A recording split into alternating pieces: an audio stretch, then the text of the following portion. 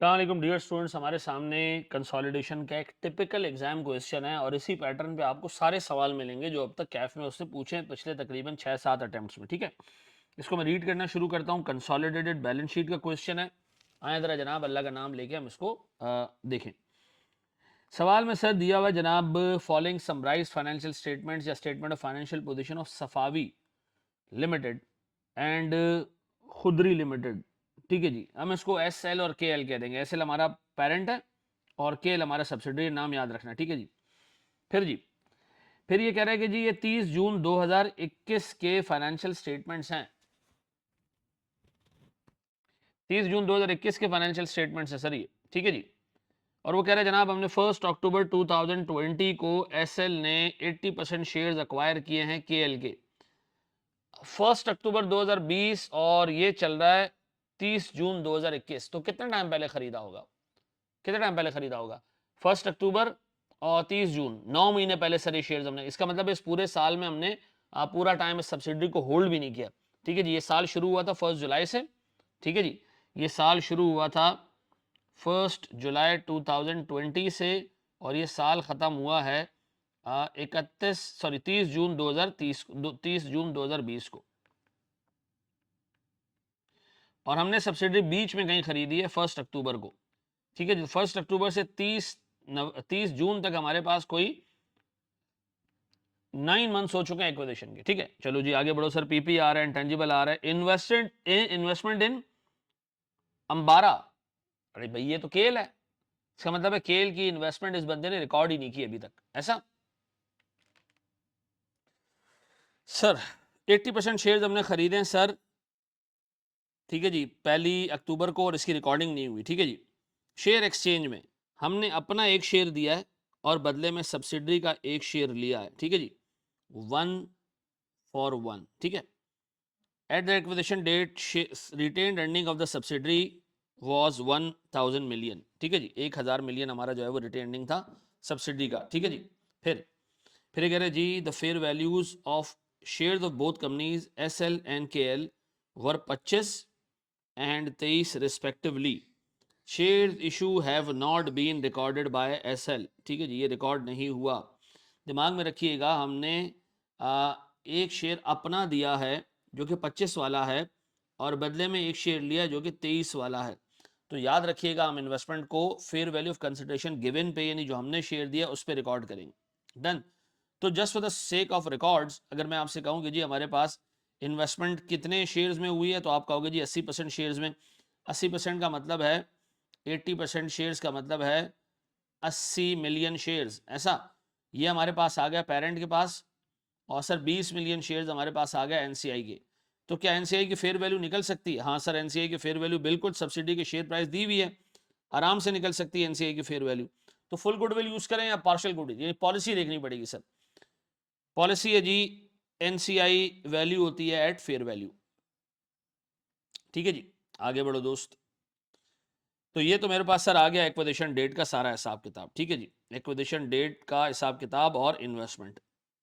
ठीक है। फिर on acquisition date subsidiaries net assets had fair values equal to their book values except inventories। 9 महीने पहले ही sir subsidy खरीदी है। इन्वेंट्री की फेयर वैल्यू 340 है और सर कॉस्ट हमारे पास 240 है। 100 मिलियन की फेयर वैल्यू एडजस्टमेंट है 100 मिलियन की। लेकिन याद रखिएगा सर, साल के एंड तक 60% इन्वेंट्री हम बेच चुके थे। तो याद रखिएगा मेरे बच्चों, मेरे पास 60% गेन रियलाइज हो गया है। 40% की एडजस्टमेंट रिपोर्टिंग डेट पर भी आ रही होगी। 100% की अगर सर एक्विजिशन डेट पे आ रही है, 60% इन्वेंट्री आप फेयर वैल्यू में बेच चुके हो, 40% आपके पास रिपोर्टिंग डेट पे भी आ रही होगी।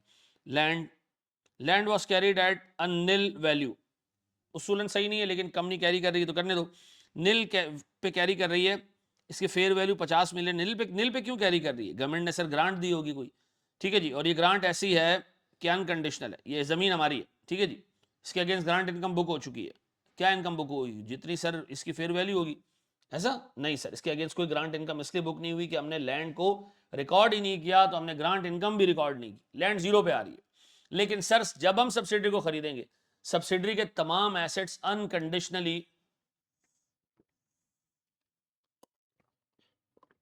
अनकंडीशनली सर हमारे पास फेयर वैल्यू पे जाएंगे, वो भी एक्विजिशन डेट की फेयर वैल्यू, ठीक है जी। इसकी एक्विजिशन डेट की फेयर वैल्यू आ रही है मेरे बच्चों कोई 40 मिलियन, डन।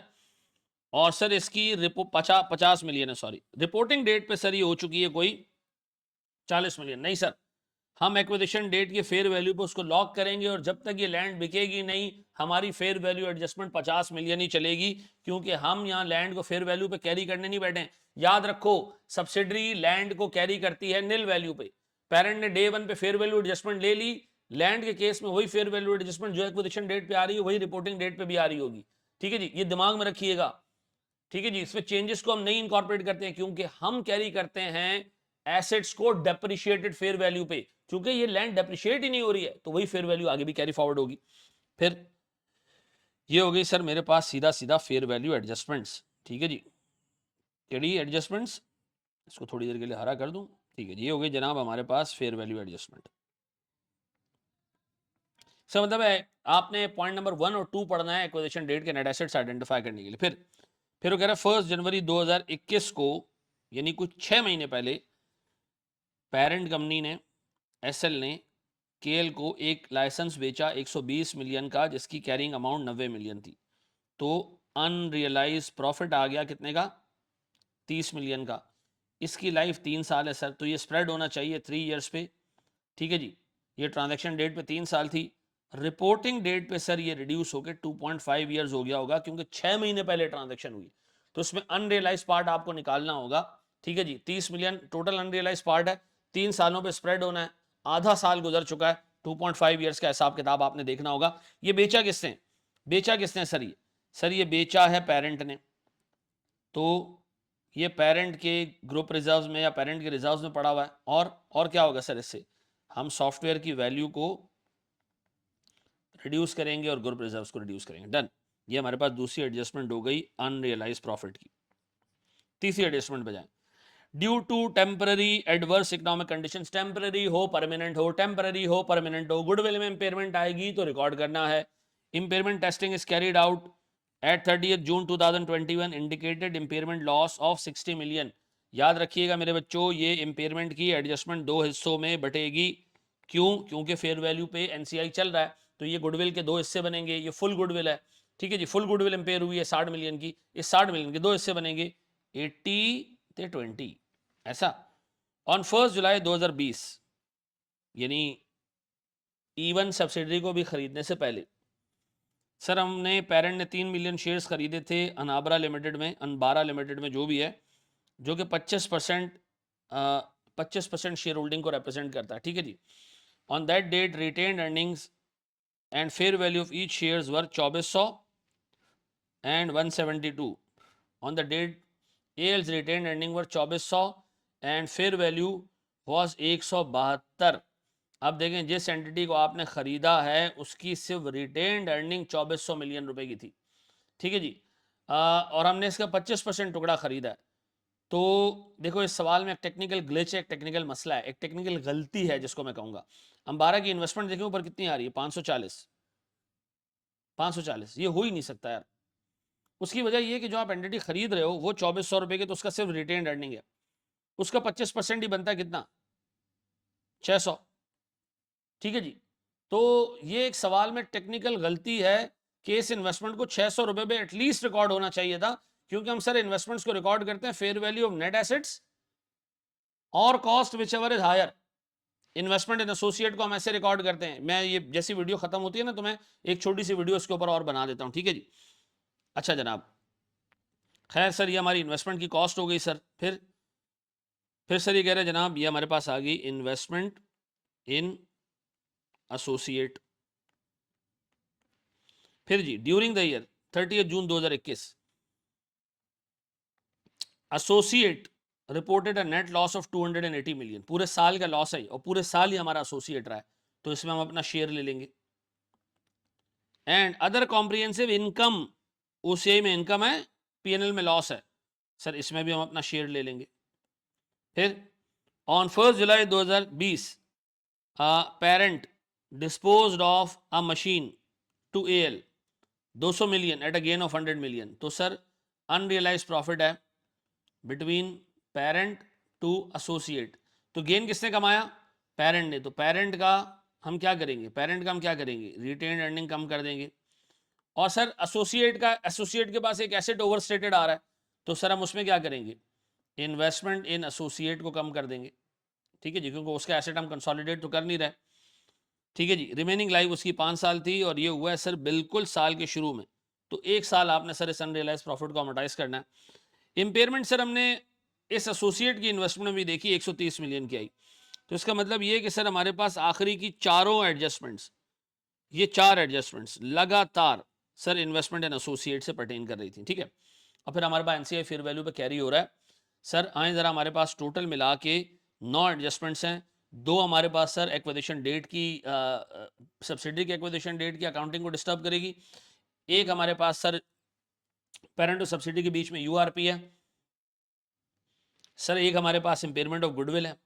4 हो गई। और सर हमारे पास 4 एडजस्टमेंट्स लगातार एसोसिएट से रिलेटेड है। एक एडजस्टमेंट हमारे पास सर एनसीआई के की फेयर वैल्यू के ऊपर बात करती है कि एनसीआई फेयर वैल्यू पे कैरी होती है। आए ज़रा सर इस सवाल को हम सॉल्व करने जाएं। अल्लाह का नाम लेके हम पहले नेट एसेट्स निकालते हैं, सब्सिडी और सारी वर्किंग एक साथ हम खोलेंगे और फिर उसको एक एक करके हम नॉक करना शुरू करेंगे। रिमेंबर दैट आई कैप का ये एक बड़ा ज़बरदस्त सा काम रहा है हमेशा से कि मतलब उसमें बहुत सारे सवालों में इन्वेस्टमेंट इन सब्सिडरी को दिया हुआ ही नहीं है, इन्वेस्टमेंट इन सब्सिडी दी हुई नहीं है, दी हुई नहीं, दिया ही नहीं है। यानी आपको पहले इन्वेस्टमेंट की वैल्यू निकाल के उसकी अकाउंटिंग करनी है बुक्स में और फिर उसके बाद आपने कंसोलिडेशन शुरू करनी है, ठीक है जी। तो आपने यहाँ 2 काम करने, एक तो पेरेंट की बुक्स को अपडेट करना है और फिर कंसोलिडेशन करनी है, ठीक है। चलें जी, अल्लाह का नाम लेके हम सर इसको शुरू करते हैं, नेट एसेट्स और इसकी वर्किंग बनाना शुरू करते हैं। आए ज़रा जनाब बढ़ते हैं एक स्टेप आगे सर। चले जी सर, हम बनाने जा रहे हैं नेट एसेट्स की वर्किंग और एक एक करके मैं एडजस्टमेंट, अच्छा मैं सारी वर्किंग एक साथ खोल लेता हूँ सर। देखिए मेरे पास एक तरफ तो आ रहा होगा नेट एसेट्स की वर्किंग, सब्सिडी के नेट एसेट्स, ठीक है। अच्छा ये मेरे पास आ रहा होगा sir at acquisition,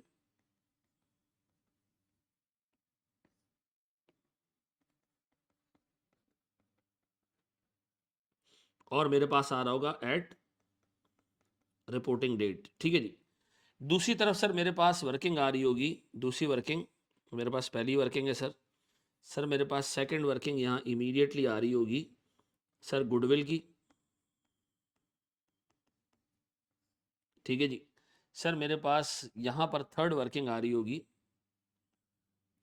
sir investment की, चूंकि यहाँ नहीं है तो मुझे इन्वेस्टमेंट की वर्किंग करना पड़ रही है, अदरवाइज मेरे लिए ज़रूरी नहीं है, ठीक है। ये इन्वेस्टमेंट की वर्किंग आ गई सर, अब मुझे अगले पेज पे जाना पड़ रहा है मजबूरन।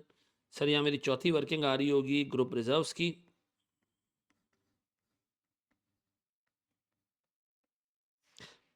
ठीक है जी। सर मेरे पास यहाँ पांचवी वर्किंग आ रही होगी इन्वेस्टमेंट इन एसोसिएट की,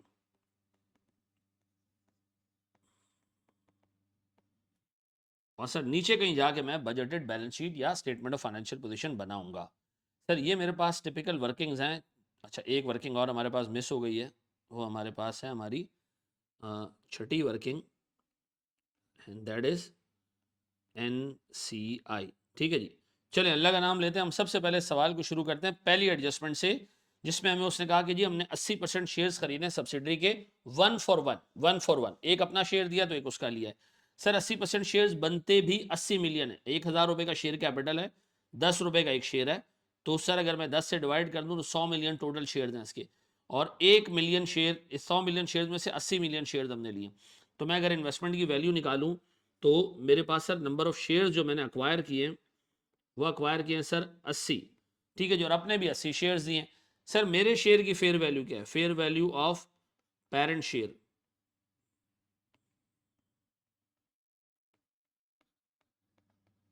ये मैंने दिए हैं सर फेयर वैल्यू 25 रुपए। तो मेरे पास सर इन्वेस्टमेंट की वैल्यू कितनी है, 80 इंटू 25 वुड बी कितने, 80 into 25 would be 2000, yes sir 2000। ये मेरे पास सर मेरी कॉस्ट ऑफ इन्वेस्टमेंट है, लगे आ तो सर इन्वेस्टमेंट इन सब्सिडरी के बाद लगे आ तो सर मेरे पास एनसीआई की वैल्यू में निकलवा लें। देखिए एनसीआई के पास शेयर्स होंगे 20, और एनसीआई मेरे शेयर की वैल्यू पे रिकॉर्ड नहीं होगा, एनसीआई रिकॉर्ड होगा किसके ऊपर, एनसीआई किस पे रिकॉर्ड होगा सर, एनसीआई रिकॉर्ड होगा सब्सिडरी के शेयर के ऊपर। सर वो कितने का जी? वो 23 रुपीज़ का। सर ये आपसे किसने कहा? आ जाओ बेटा दिखाएं आपको, आ जाओ प्यारा बच्चा, खुशबू लगा के। ये रहा 23 रुपये, है ना? नज़र आ गया है? दादा किधर गया? ये रहा 20 × 23 इज 460। वेरी गुड जी, तीनों रंगों से हमने लिख दिया। तो जैसे ही हमें पता चलेगा जी हमारी इन्वेस्टमेंट 2000 है और एनसीआई 460 के, तो हम एनसीआई में पहुंचे और हमने कहा जी एट एक्विजिशन लगे हाथों 460, ठीक है जी। और हम पहुंचे कहां पर सर? गुडविल की कैलकुलेशन में। हमने कहा जी हमारी इन्वेस्टमेंट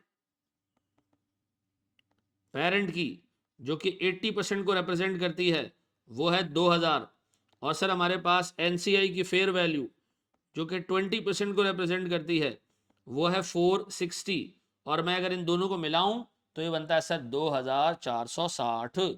सर 2460 ये है हमारे पास fair value of business. Sir इसको मैं कंपेयर करूंगा किससे? नेट एसेट्स की फेयर वैल्यू एट एक्विजिशन। ऐसा साफ साफ लिख दूं,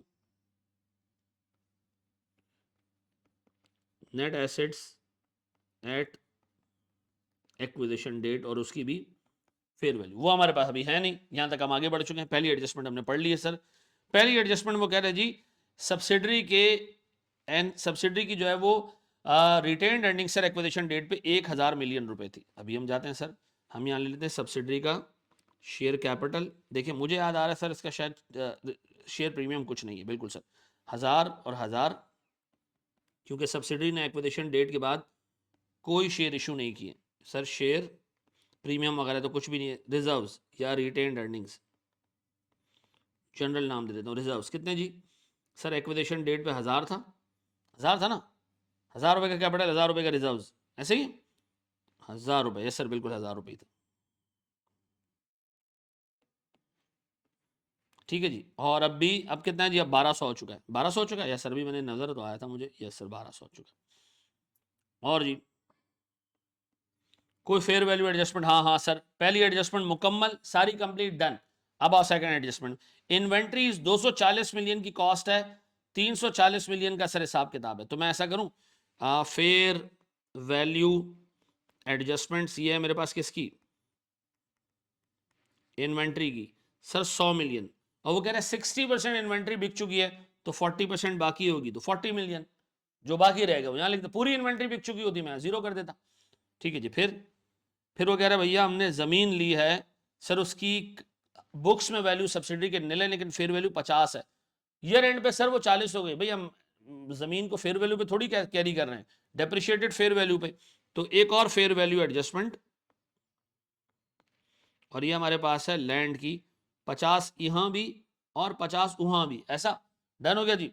आप बताएं सर मेरे पास, मुझे और पूरे सवाल में कहीं पर भी इन्वेस्टमेंट एक्विजिशन डेट की एडजस्टमेंट नजर नहीं आ रही है, लेकिन आप इस वर्किंग को बंद करेंगे आखिरी एडजस्टमेंट पढ़ने के बाद। मैं तो अभी बंद कर पा रहा हूं, लेकिन आप इसको बंद करेंगे कब? आखिरी एडजस्टमेंट पढ़ने के बाद। मुझे बताएं कितना हो जाता है? 2150। ऐसा इसका मतलब ये कि सर हमने जो एंटिटी खरीदी थी उसका सर 2150 का हिसाब किताब था। सर मेरे पास गुडविल थी कितने की? 310 मिलियन की। ऐसा अब एक चीज याद रखियो, इसको आपने स्टार बनाना है। आपको मैंने कहा था शेयर कैपिटल और रिजर्व्स के अलावा बाकी जो एडजस्टमेंट आएगी उसको आपने स्टार बना के रखना है, क्योंकि आप बैलेंस शीट बनाते हुए इन दोनों को एडजस्ट करोगे, ये दिमाग में रखिएगा। डन है जी। बड़े एक स्टेप और आगे सर, चलें सर हमारे पास, हम जाते हैं जनाब अगली एडजस्टमेंट पे। पेरेंट ने 1 जनवरी यानी 6 महीने पहले 120 मिलियन रुपए में एक सॉफ्टवेयर बेचा जिसकी बुक वैल्यू 90 थी। तो सर 30 मिलियन का अनरियलाइज प्रॉफिट कमाया, और इस अनरियलाइज प्रॉफिट के लाइफ थी 3 साल। तो इसमें सर रियलाइज कितना हो गया? 6 महीने का, तो 2.5 साल का अनरियलाइज प्रॉफिट बाकी है। तो सर अगर मैं यहां पर एक वर्किंग बनाऊं किसकी? सर URP ऑफ सॉफ्टवेयर या ऑन सॉफ्टवेयर,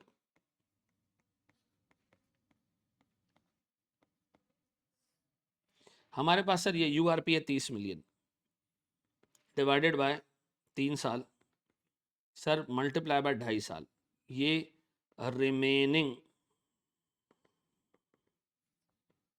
यूआरपी है कितने की जी, रिमेनिंग यूआरपी कितनी होती है 25 मिलियन की है, ठीक है।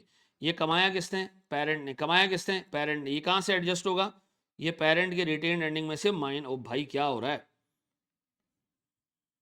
ये पेरेंट की रिटेन अर्निंग में से माइनस होगा और कहाँ एडजस्ट होगा सर, ये सर जब हम बैलेंस शीट बना रहे होंगे तो सॉफ्टवेयर में एडजस्ट करेंगे हम, ठीक है जी।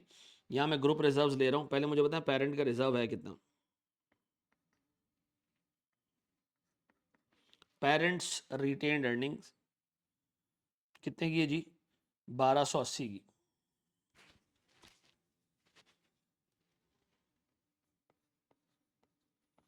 इसमें हम एक चीज डाल रहे हैं सर, वो क्या जनाब, यूआरपी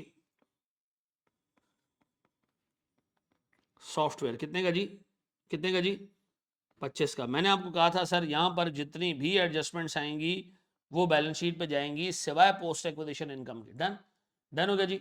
बड़े एक स्टेप और आगे, हमने दूसरी एडजस्टमेंट पूरी प्लेनली आउट कर दी, तीसरी एडजस्टमेंट इनफैक्ट।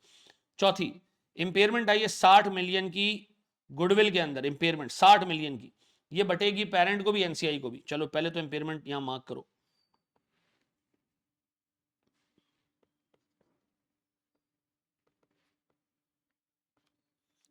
साठ मिलियन की। तो हमारे पास सर गुडविल ही रहेगा कितना, 250। क्या नाम दूं, goodwill at reporting date. Done. ये 60 मिलियन के दो हिस्से, 60 मिलियन के दो हिस्से सर, 80% जाएगा पेरेंट को और एनसीआई को जाएगा 20%, दैट इज 12 और 48, 12 और 48 सर। इंपेयरमेंट ऑफ गुडविल 12 और सर इधर इंपेयरमेंट ऑफ गुडविल 48। डन हो गया। एक और एडजस्टमेंट हमने नॉक कर दी, बस एडजस्टमेंट करते जाओ, अपडेट करते जाओ वर्किंग को, फिर एंड में आगे अपने कंसोलिडेट ही करना। फिर हमने sir investment in associate acquire की, 3 मिलियन शेयर्स हमने एक्वायर किए अंबारा लिमिटेड में। अब इसमें एक टेक्निकल गलती है, मैं इसको सही करवाने की कोशिश कर रहा हूं, बोर्ड पे देखिएगा दोस्त। इन्वेस्टमेंट इन एसोसिएट, याद रखिएगा मेरे बच्चों, इन्वेस्टमेंट इन एसोसिएट को डे 1 पे हम रिकॉर्ड करते हैं। सर बताएं डे 1 पे हमारी कॉस्ट कितनी है सर इन्वेस्टमेंट की, 540। मैं अज्यूम कर रहा हूं सर इसके नेट एसेट्स, दो इसकी रिटेन्ड अर्निंग गिवन है, बाकी कोई इन्फॉर्मेशन नहीं है, तो मजबूरी हमारी, मैं क्या कर सकता हूं, मुझे समझ नहीं आ रहा मैं इसका क्या ट्रीटमेंट कर रहा हूं। इसके नेट एसेट्स नहीं है, अगर होते मैं 2 मिनट के लिए मान लूं कि ये नेट एसेट्स गिवन है 2400, ये रिटेन्ड अर्निंग नहीं है, नेट एसेट्स गिवन है, तो इसका 25% बनता है सर मेरे पास कितने का, 600। तो मुझे क्या करना चाहिए सर, मुझे इन्वेस्टमेंट इन एसोसिएट को सर रिकॉर्ड करना चाहिए 600 पे सर, लेकिन मेरे पास से तो कैश गया 540, बाकी क्या है मेरे पास, बारगेन परचेज इनकम कितने की, 60 रुपए की, ऐसा। और व्हाट इफ के सर ये 500 आ रहा होता, तो फिर मैं इन्वेस्टमेंट डेबिट करता 540 से और कैश क्रेडिट कर देता 540 से, फिर हम ये नहीं देखते क्योंकि हम अज्यूम कर लेते कि इसमें गुडविल शामिल है। डन। अब बताएं सर मैं क्या करूं, मैं इन्वेस्टमेंट इन एसोसिएट को डे 1 पे दिखा रहा हूं 600 पे एट एक्विजिशन, अज्यूमिंग कि वो जो वर्ड रिटेन अर्निंग लिखा है वो नेट एसेट्स है। एक्विजिशन डेट पे कितना जी, 600। फिर मुझे बताएं सर मेरे पास बारगेन परचेज इनकम यहां डाल दूं, बारगेन परचेज इनकम कितने की, 60 रुपए की। डन हो गया। तो हमने पहले दिन की अकाउंटिंग तो कर ली। फिर वो कह रहे जी हमने 280 मिलियन का लॉस रिपोर्ट किया है और 60 मिलियन का other comprehensive income. Sir 280 million का लॉस है तो हमारा तो शेयर इसमें 25% है ना, शेयर ऑफ लॉस। 280 का 25 कितना होता है देखें जरा, 280 का 25% होता है सर 70, पक्का चेक कर लो, 280 का 25% 70 है। यस सर, 70 का हमारे पास सर लॉस इधर भी रिकॉर्ड होगा, इन्वेस्टमेंट इन एसोसिएट क्रेडिट और ग्रुप रिजर्व्स डेबिट।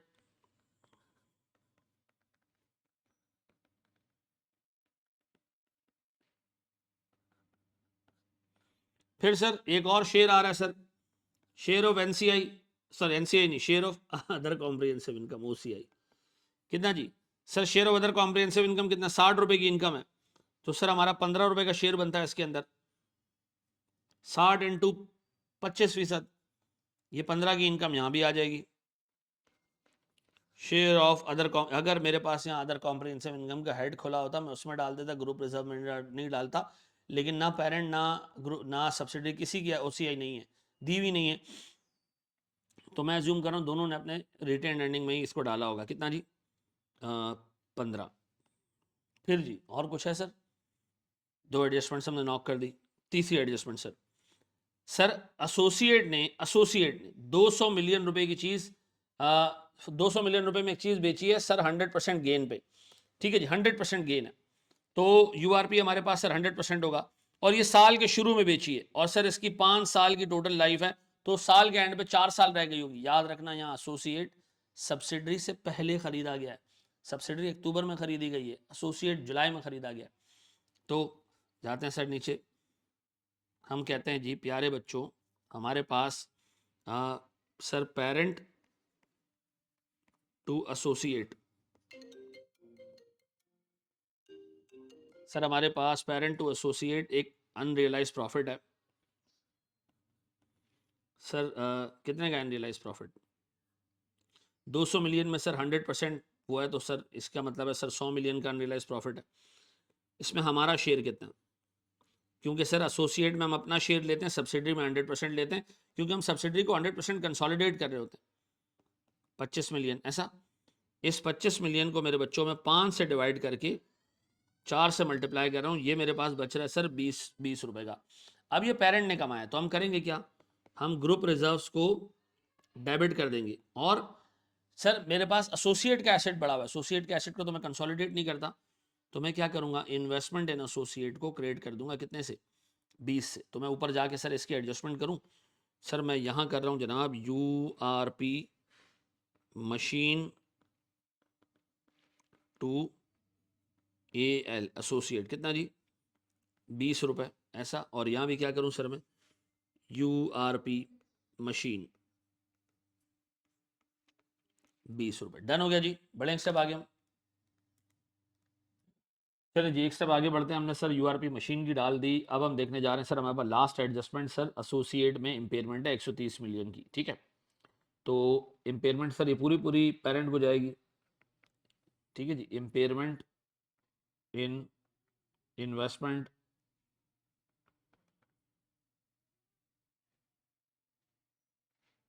इन एसोसिएट 130, इसी से सर मेरी इन्वेस्टमेंट भी कम हो जाएगी सर।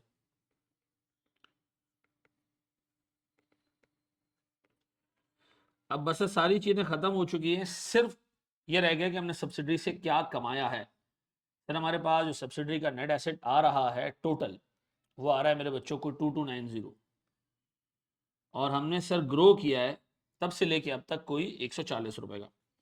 इस 140 रुपए में सर पेरेंट का राइट और एनसीआई का राइट सर 80 और 20% है। तो अगर मैं पेरेंट निकालूं तो सर ये 112 निकलता है, और ये निकलता है गालिबन कोई 28। तो सर एक तो ये जाना चाहिए एनसीआई में पोस्ट एक्विजिशन प्रॉफिट कितने का जी? 28 का, और इसी तरह ये सर जाना चाहिए ग्रुप रिजर्व में भी।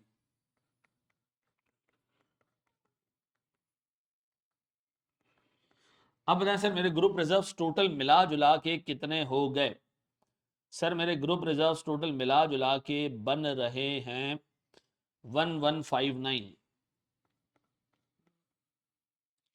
1159 प्लस 15, सॉरी 15 भी हमने इसी में डाल दिया, ये बन रहा है सर 1174।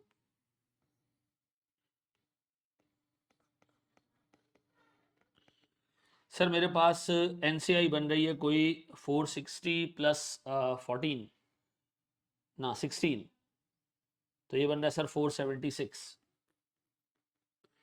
ये वर्किंग भी क्लोज। सर मेरे पास इन्वेस्टमेंट इन एसोसिएट, सर मेरे पास इन्वेस्टमेंट इन एसोसिएट बन रहा है 600 माइनस 70 प्लस 15 20 130 395।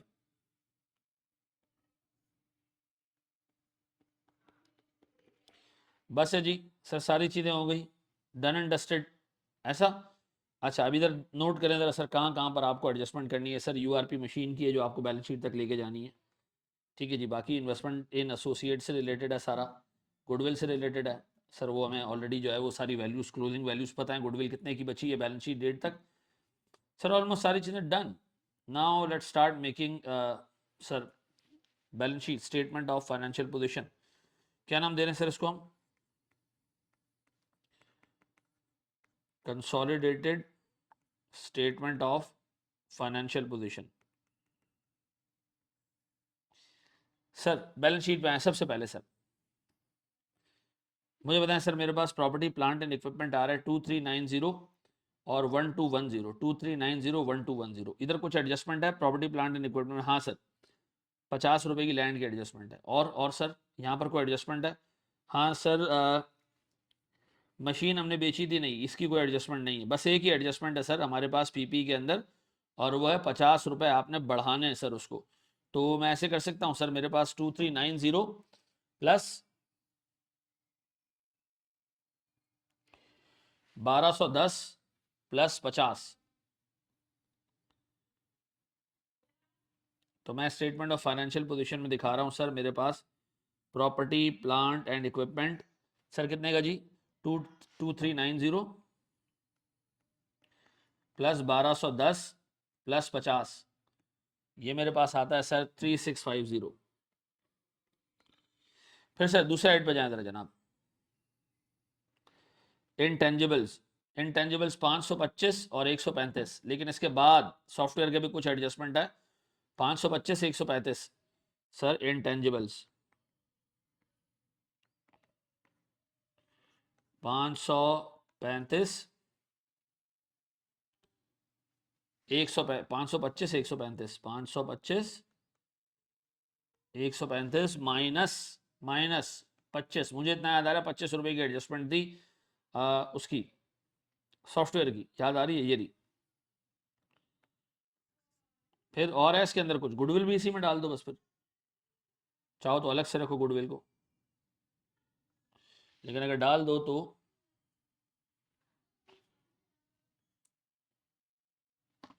यार ऐसा 635 गुडविल अलग से डाल देते हैं सर, 250 रुपए के ऊपर आ रही है। फिर investment in associate,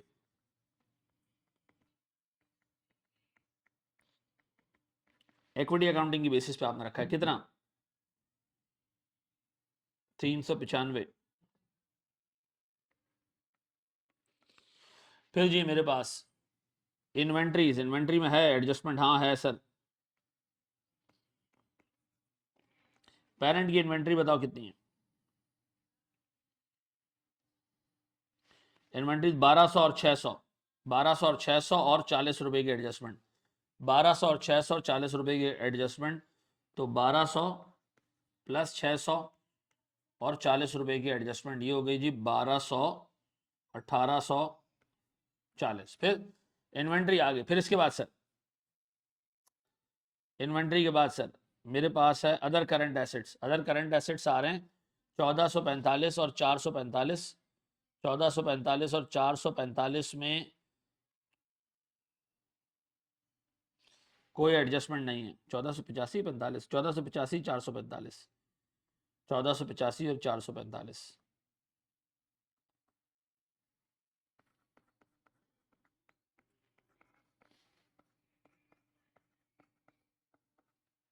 1485 sorry,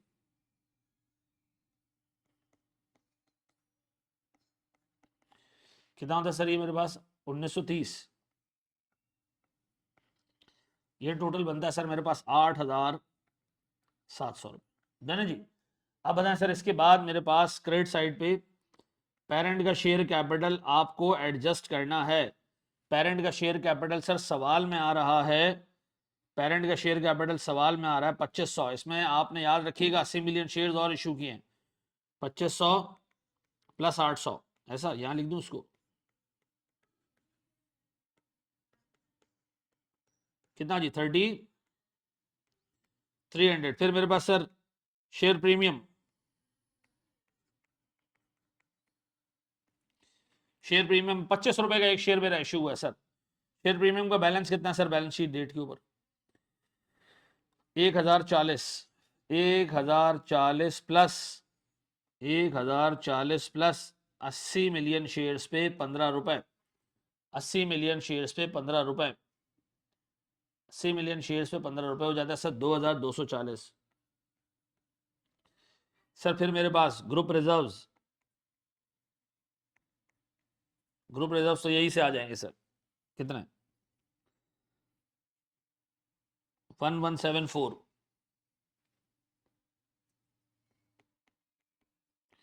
NCI मुझे याद आ रहा है सर 476 थी।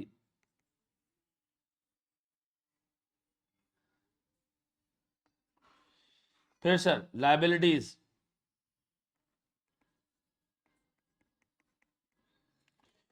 पेरेंट की लाइबिलिटीज कितनी है सर? सर 1320 और 190, 1510। सर ये दिखा भी दें ऊपर से, 1320 और 190 पक्का।